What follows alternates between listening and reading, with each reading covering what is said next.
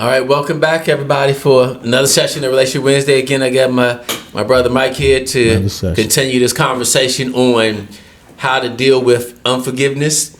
And because, again, unforgiveness is there to really try to derail us from our purpose or what have you. So we're just going to continue to dive into it. So going back into it, I really want to piggyback on the whole idea about knowing that you're loved by God. Because like I was saying, on the last podcast, how I felt like a lot of people, until they know how much God loves them, then they'll always have a hard time forgiving. And I just think that because my goal in life is, when it comes to this area of forgiveness, is I want to be free to love people. Right. So in other words, I never come to a place where I have to work to let it go. Yeah. That's been my goal. In other words, I want to be able to freely let it go, which means there's something I have to know in order to get to that space. Sure. Yep. And so, because sometimes, because I think one of the things I've learned you deal in life is that sometimes the event can be over, but when you're in the middle of cleanup of other people's choices, let's say somebody ran up your credit cards. And then they live in their life, but you stuck with the bill. Right. That's like insult to injury, right? I've heard cases where, somebody went out and they cheated and they living their life going on, but you dealing with the blowback of their choices and picking up pieces. You have a husband went up with another girl living his life. The wife is stuck back. Now having to raise the kids, try to figure out how to pay bills. A lot of times the event is over. Yeah. But the blowback of it, partners are going to business deal, and then they were ready to roll out, and they did set things up when they did in the dark, where you're kind of left with the short end of the stick, while and kind of seeing them look like from outside, like they're living their best. They capitalized on taking advantage. Yeah. And I think that's one reason why the enemy uses that to make it so hard, I think, to let it go. Because sometimes, if it's just the action, not to say it still won't hurt, but sometimes it's the blowback from that people deal with, and working through those things. That's why the Bible says forgetting those things which are behind. Forgetting is a continual thing. And so to me, it's almost like saying, yes, I forgive you for leaving. Now I got to forgive you for these bills that you created. Right. And also the perspective that I have regarding whether it's relationships, business, things of that nature, because I can,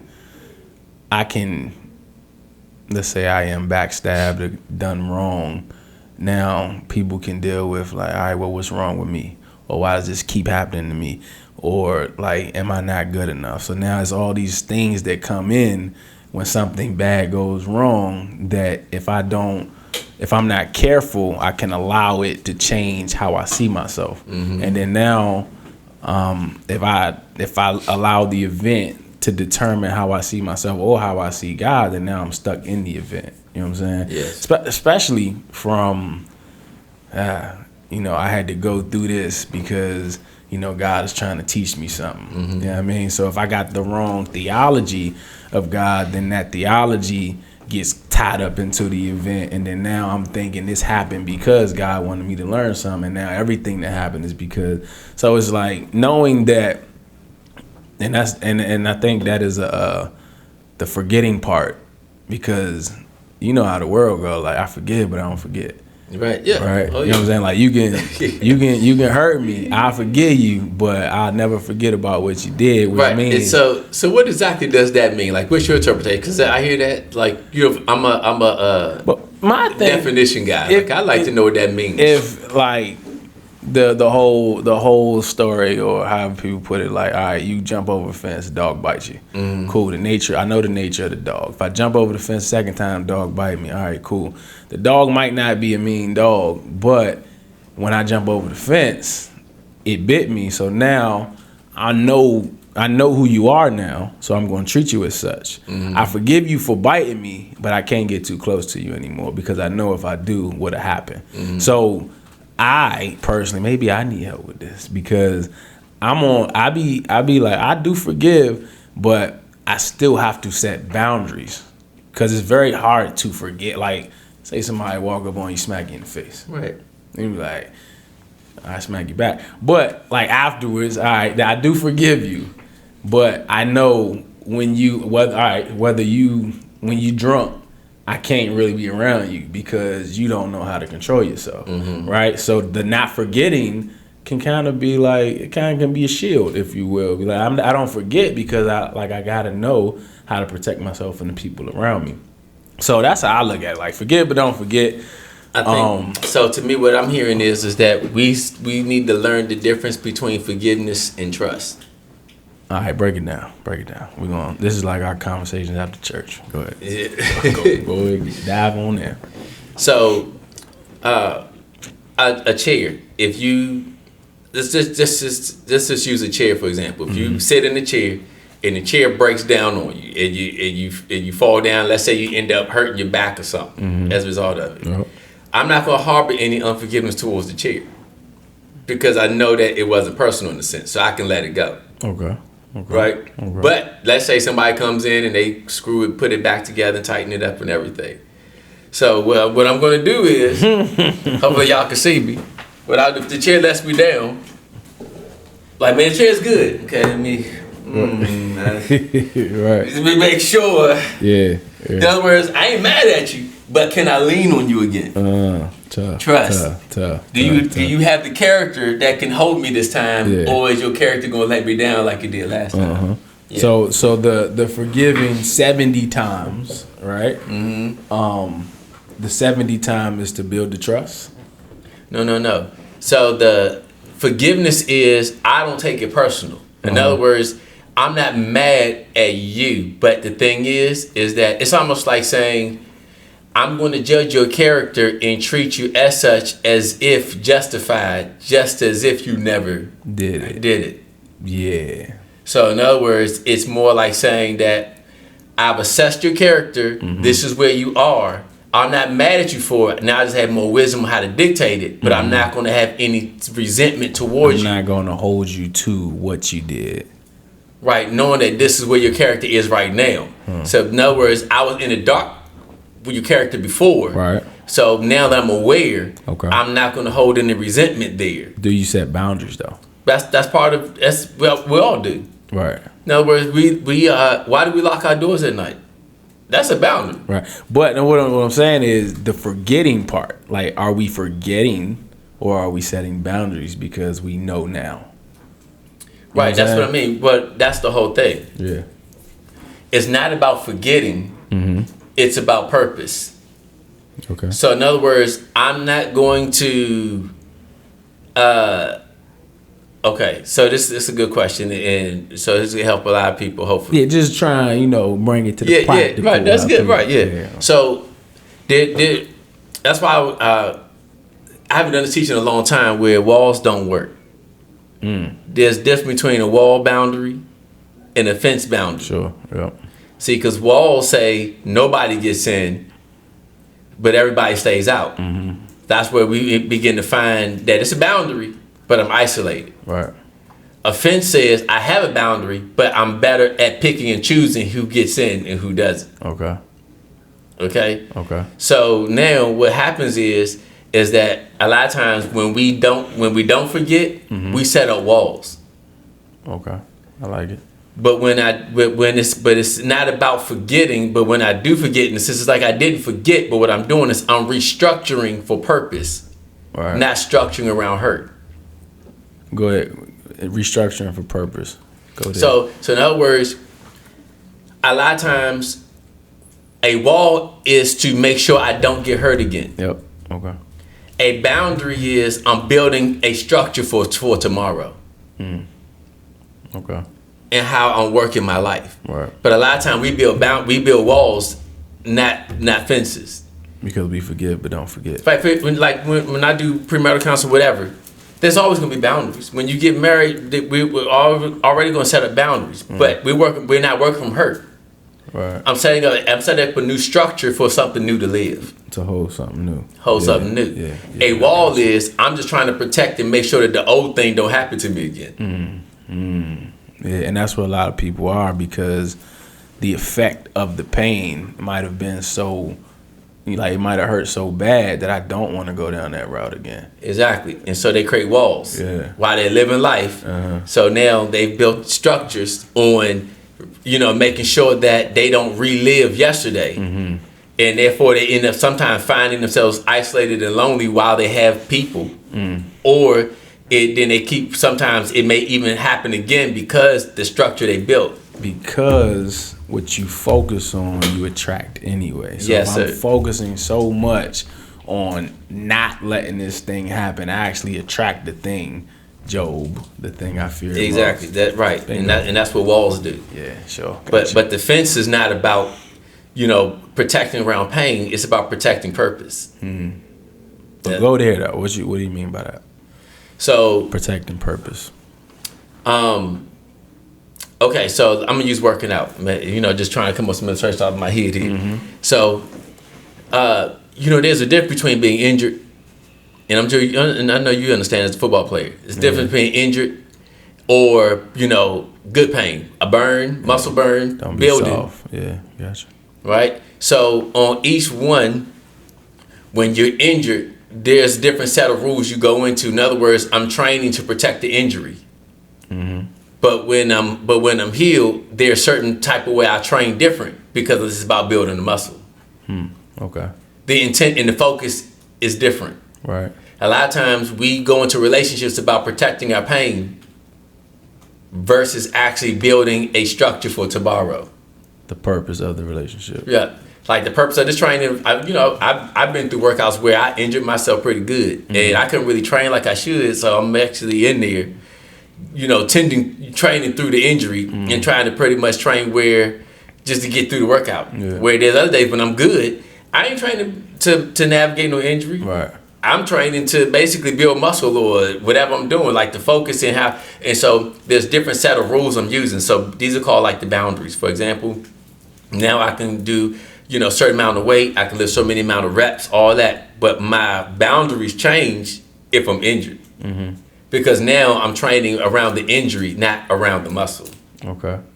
So in relationships where, let's say, when you first get married, most people would be like, well, this will go away. We'll stop doing this. We'll stop doing that, whatever. So now we've built boundaries for the marriage can live. Where let's say somebody now, we see that you don't know how to be faithful in the marriage. So now we ain't building for around a healthy marriage. We're building walls now to make sure that you don't do that again. Right. And that becomes the center of the relationship to where now eventually it can't live. It can live, but it's a miserable living. Yeah. Because it's not around the vision. It's basically building boundaries around a problem. Gotcha.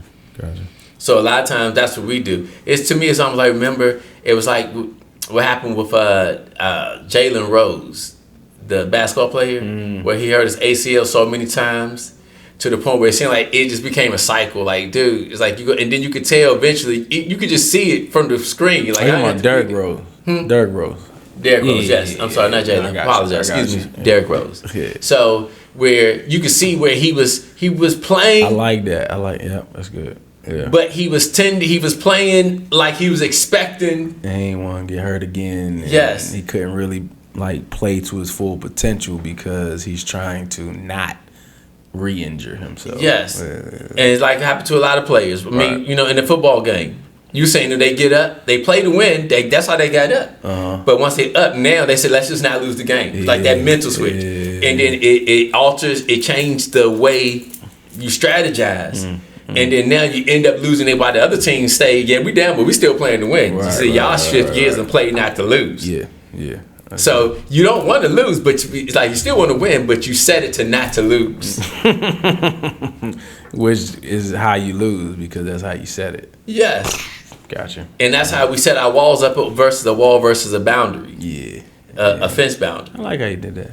Good connection. Yeah. And so a lot of times we build moving forward when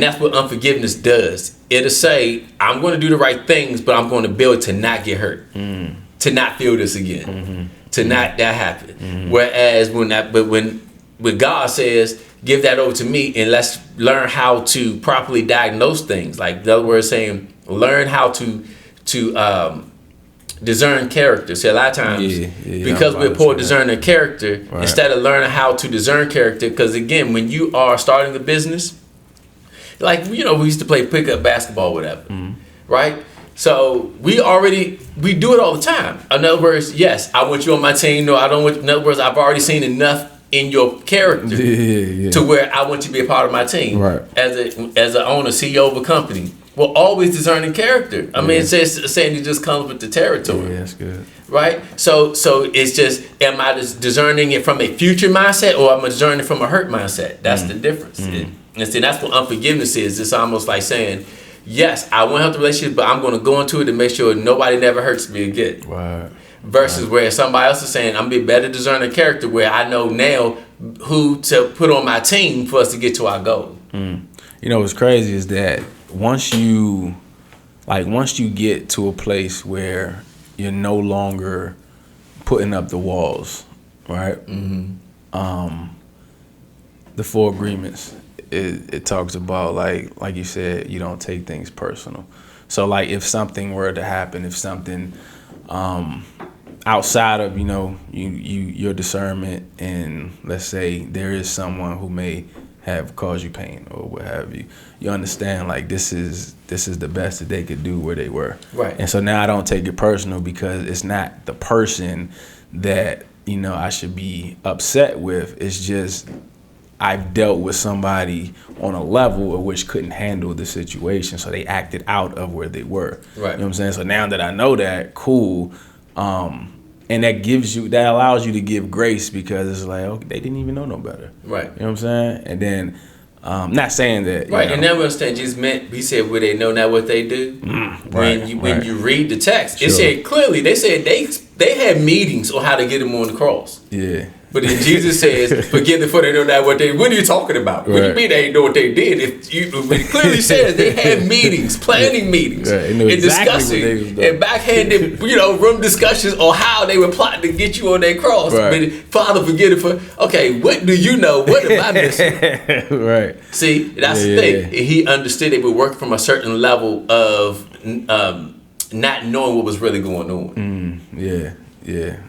Because remember, one of the famous statements I hear people, you know what you did. Like that's one of our classic statements on why we feel like we can't let it go. Right? You know exactly what you knew what you was doing. Yep. Like you intentionally did this to me. You right? But I'm saying, but why did Jesus say the same thing? Y'all jokers knew what y'all were doing. Y'all intentionally put me on this cross. Right. But that also comes from being a victim.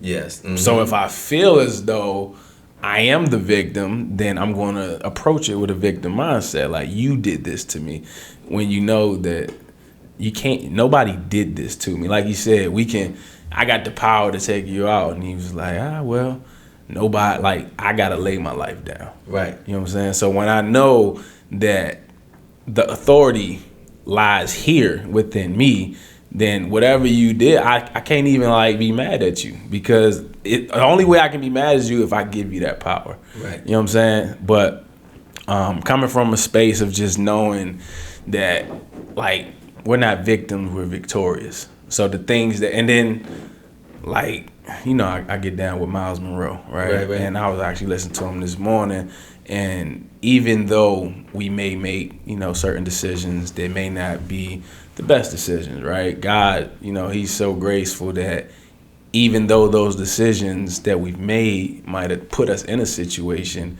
everything that happens, he can still turn around and make it work out for us. You know what I'm saying? So, and I think those some of the things are good to know. So I'm gonna say this based the scripture I wanted to read to piggyback on what we're saying. So Rico, we're gonna go about 5 more minutes over time. Try to get this in. So it says here. We're going to know your clock, bro. so this is what it says. This is what Jesus said, and that this is about heart management and relationship management. What we're talking about, forgiveness and trust, and all that stuff we talked about. But it says, now this is what Jesus did. It says, therefore, when he had risen from the dead, this is Jesus, his disciples remember what he said to them, and they believed the scriptures and the word which Jesus said, the discerner of hearts. He's not the judge of hearts. The discerner of hearts.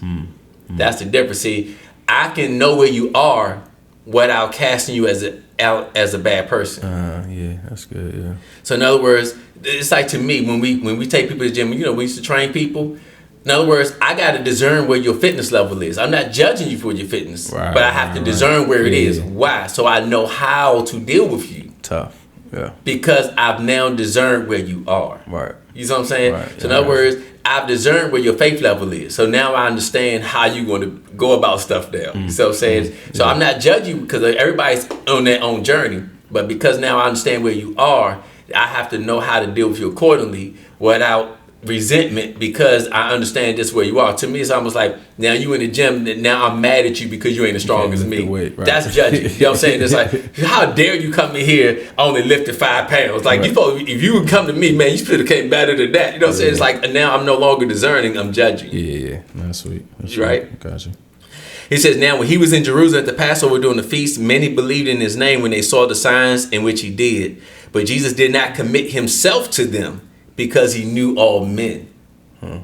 Because he had no need that anyone should testify of man, because he knew what was in man. And that's a powerful statement. See, in other words, Jesus all loving and all knowing. He said, no. He said, you get my gift, but you ain't getting me, because I know that you ain't for me. You just want what I can do for you. You're not here for me. Right. But he said, but I'm not going to judge you for it. I just know not to give my heart to you in this way, because I've been able to discern your character. Yeah, because everybody ain't qualified. Yeah, exactly. And I think one of the reasons why we harbor stuff and get mad, instead of just saying, I need to learn how to be a better discerner of character, I'm just going to basically say, how dare you do this to me? Yeah. So that discernment is what allows you, and I just said about everybody not being qualified. Most times, people allow the wrong people in. Yes. And so because I wasn't able to discern like your heart, your character, now I've given you all of me, and now I feel a certain way because I've trusted you with something that you didn't even deserve to have the trust for. You know what I'm saying? And so then now think about it. So once I take that approach of saying, it's not about me letting the wrong people in. So moving forward, I'm not going to focus on getting the right people in my life. Right. I'm going to focus on keeping the wrong people out. Yes. So the right people never show up. So I never find my purpose. I never walk in my destiny. I stay stuck. Yeah. Because now I'm not building relationships for purpose. I'm building relationships around not getting hurt. Because what you focus on, you attract. Yeah. And so, and I believe that in there, on a practical level, that's how we get turned over to the tormentors. Yeah. Trying so hard to stop pain and events from happening, where you just stay in that cycle of, and that's where if it ain't one thing, it's another, because now you talk what you get, and then you keep having what you're talking. Right, so then you call them up till you get into a new relationship, saying it, where you at? Where you going? What time you be back? I ain't do nothing to you. And look, I don't know you ain't do nothing to me. I just gotta make sure you ain't gonna do nothing to me. Right. And then you ruin that one. Yeah. You see what I'm saying? And then, okay, man, I can't put up with this. You back, then meet somebody else. All night start off good. Then once things start getting, where you at? Yep. You say you're gonna be home 10 minutes ago. I just stopped by and get some gas. And the cycle continues. Yeah. Yeah, that's good. Yeah, and so, and a lot of times, so now I'm already expecting to get hurt. Already expecting. Yeah. And so it's like, it's a torment. Right. Right. And so, and I just think that a lot of times, and I'm gonna say this, and we'll close here. So if you want to come back and and pick this up on the next one, because I feel like this is some good conversation. I'm really feeling. I'm feeling this, just like just I really feel like this is where so many people are, and they work through, and they miss so much of how to, because we can teach principles on relationships and all that, but this is the thing that stops people, or the principles, from working. Because like again, I've been through. I watched my dad, my dad's friends and their pastors, and I've seen them all work through helping people through their relationships. And some were merited and warranted, but a lot of relationships that could have made it couldn't make it because they didn't know how to move past the hurts. What about this is a little heavy, and I guess, arrogant, and I dealt with it though. Like, some people got unforgiveness towards God, and then that shuts everything down. You know what I'm saying? Right. Yeah. Cause like if you, cause this is exactly how I was thinking. Like, God, why you choose me for this battle? You know what I'm saying? Because you get the cliche sayings, God chooses. Right, and so You know so I'm what gonna I'm say, saying? let's do what? I'm saying let's do this. Hold that, Yup. and we'll pick this up on the next buddy. one. Cause that's too much to unpack. We only got a couple minutes left. I did that Yeah. on purpose. Little oop, you know what I'm saying? You're right, yeah. Something. So hold that one, but yeah, that'd be a good one to dive into, because again, a lot of these things are connected to why we can't let stuff go. 100%. So, but I'll say this one last thing, and then you can give you a last rebuttal, then we're gonna close it here. So this is one thing I'll say is back to the initial point. This one thing I've come to learn, that one of the biggest reasons why we struggle with forgiveness is not the event, is what your actions told me you thought about me. So in other words, it wasn't what you did, is that you made me feel like I wasn't valued from what you did. In other words, you thought in your mind that it was okay to treat me like this. Right. That's going, and I'll give you an example of what I'm saying. Right.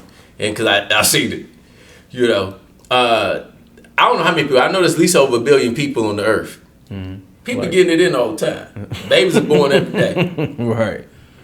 But when you say I'm committed to you, and you do something that the human population do, it's not that you had sex.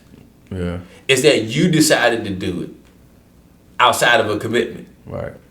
So it wasn't the act, it's what the act told me. You didn't think enough of me that you actually had to step out. So in other words, your act didn't hurt me. It's what your act told me about how you feel about me. Yeah. You basically said that I'm not valued enough to stay committed to me. Right. That's what hurts. Right. Right.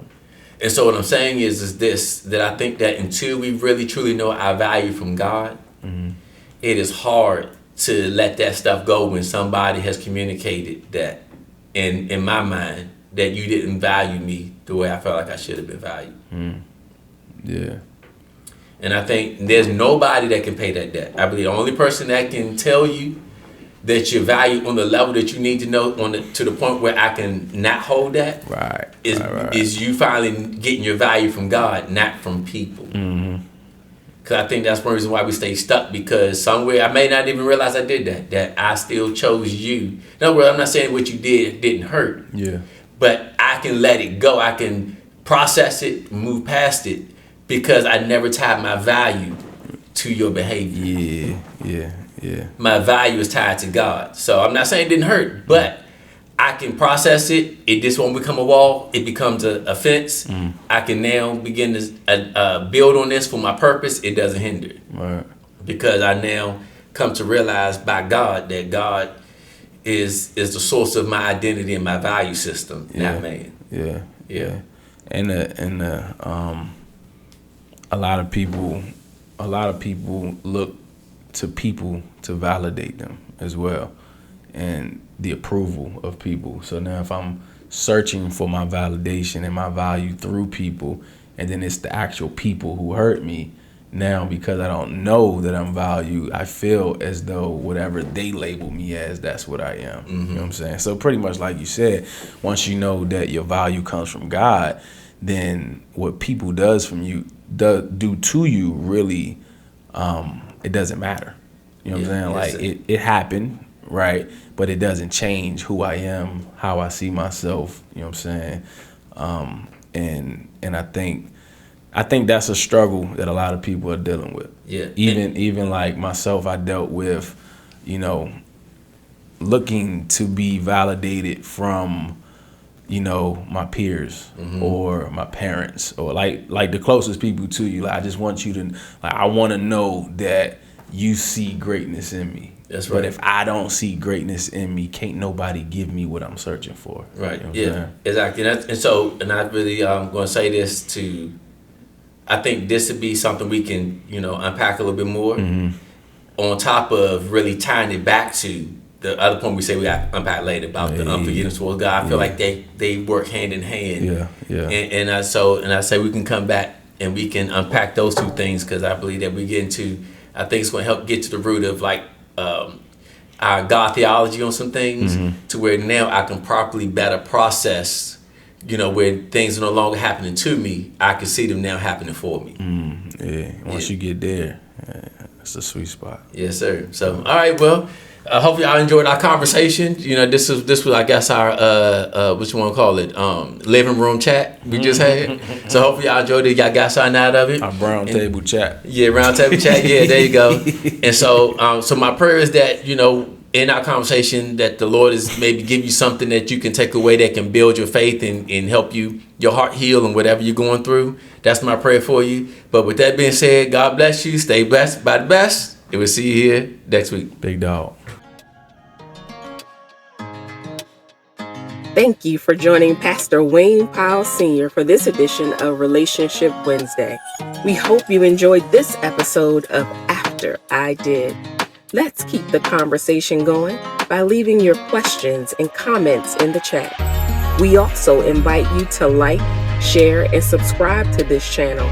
And don't forget to click the notification bell so you are reminded to join us next Wednesday as Pastor Wayne continues this discussion of After I Did.